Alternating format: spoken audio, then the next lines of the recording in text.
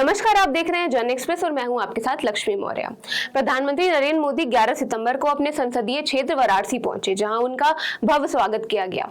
सुबह वाराणसी आगमन पर सड़कों पर भारी भीड़ उमड़ी और पीएम मोदी ने रोड शो के जरिए जनता का अभिवादन स्वीकार किया।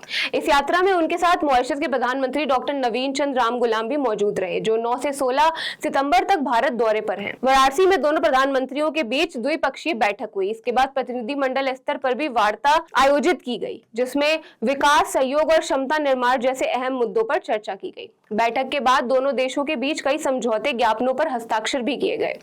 प्रधानमंत्री मोदी ने इस अवसर पर कहा कि भारत और मॉरिशस केवल साझेदार ही नहीं बल्कि परिवार है। पीएम मोदी ने बताया कि आईआईटी मद्रास और Indian institute of plantation management ने मॉरिशस विश्वविद्यालय के साथ समझौता किया है, जिससे शिक्षा, शोध और नवाचार के क्षेत्र में साझेदारी नई ऊंचाई पर पहुंची। इसी के साथ दोनों देशों ने हाइड्रोग्राफी के क्षेत्र में सहयोग समझौते पर हस्ताक्षर किए, जिसके तहत आने वाले 5 वर्षों तक संयुक्त सर्वेक्षण और नेविगेशन संबंधी सहयोग होगा। प्रधानमंत्री मोदी ने ऊर्जा सुरक्षा को साझेदारी का अहम स्तंभ बताया। उन्होंने कहा कि भारत मॉरिशस को ऊर्जा संक्रमण में सहयोग कर रहा है। भारत की ओर से 100 इलेक्ट्रिक बसें मॉरिशस को दी जा रही हैं, जिसमें से 10 पहले ही पहुंच चुकी हैं। साथ ही 17.5 मेगावाट का floating solar power plant turbine falls में बनाया जाएगा। मोदी जी ने घोषणा की कि मॉरिशस में नया विज्ञान और प्रौद्योगिकी निदेशालय स्थापित किया जाएगा। प्रशासनिक क्षमता निर्माण पर बोलते हुए प्रधानमंत्री ने कहा कि अब तक 5000 से अधिक मॉरिशस नागरिकों ने भारत में प्रशिक्षण प्राप्त किया है। इस वर्ष मार्च में 500 सिविल सेवकों को प्रशिक्षण देने का निर्णय लिया गया, जिसमें से पहली खेप वर्तमान में मसूरी में प्रशिक्षण ले रही है। मॉरिशस के प्रधानमंत्री डॉक्टर रामगुलाम ने भारत के निरंतर सहायता की सराहना करते हुए कहा कि भारत ने हमेशा मॉरिशस के विकास में साथ दिया है। उन्होंने शिक्षा, स्वास्थ्य, ऊर्जा, अवसंरचना और समुद्री सुरक्षा के क्षेत्रों में भारत की उदार मदद को निर्णायक बताया। उन्होंने पीएम मोदी की लोकप्रियता की तारीफ करते हुए कहा कि वाराणसी में मिला स्वागत देखकर उन्हें समझ आता है कि पीएम मोदी इतनी बड़ी संख्या में क्यों चुने जाते हैं। मोदी ने अपने संबोधन में कहा कि हिंद महासागर क्षेत्र में स्वतंत्र, खुला और सुरक्षित वातावरण बनाए रखना दोनों देशों की प्राथमिकता है।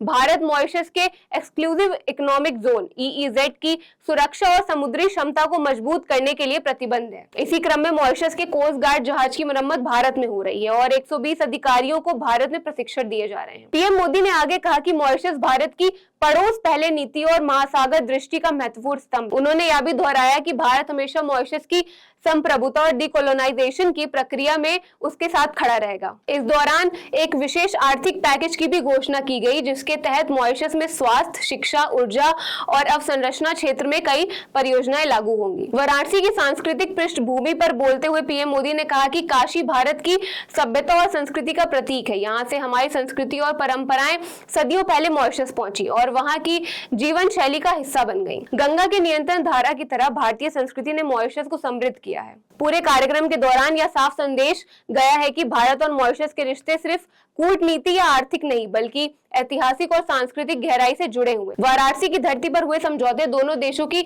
साझेदारी को नई मजबूती देते हैं। इस यात्रा के बाद प्रधानमंत्री मोदी उत्तराखंड रवाना हुए, जहां उन्होंने राज्य के बाढ़ प्रभावित इलाकों का हवाई संरक्षण किया।